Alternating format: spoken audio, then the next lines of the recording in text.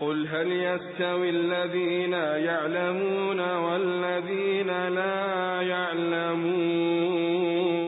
Fikri məsələlərdə, furu məsələlərində ixtilaf səiqdir, keçərlidir. Problem yoxdur orada. İstəsən bu alimin rəyini götür, istəsən o alimin rəyini götür. İstəsən bu məzhəbin fikrinə tabi ol, istəsən o birisi məzhəbin fikrinə tabi ol. Yəni söz olaraq, fikir olaraq. Nə qədər ki, insan onu özünə din olaraq götürməyib. Yəni bu nə deməkdir? Biri var təqlid, biri var tədyinu təqlid.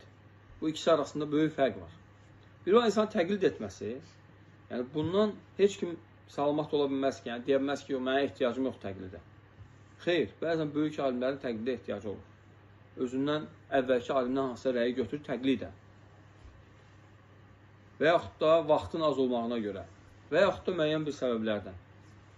Eləcə də nəinki alimlər, görsən, əgər alimlərin ona ehtiyacı olursa, alim olmayan insanın ona mütləq ehtiyacı olur.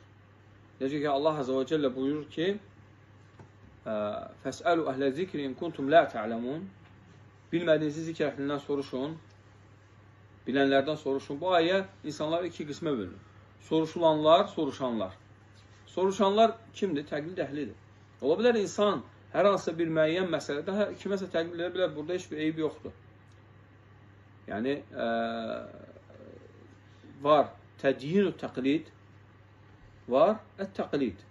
Təqlid məmduhdur. Problem yoxdur. Yəni, soruşursan, əgər alim deyilsənsə, elm tələbəsi deyilsən, soruşursan, öyrənirsən, bilirsən. Bir də var ki, insan təqlidi din edib özünə. Yəni, deyir ki, mən filan kəsinin sözündən heç vaxt çıxmayacaq. Bu tədyinu təqlid, bu təqlidi din etməkdir. Bu problemdir.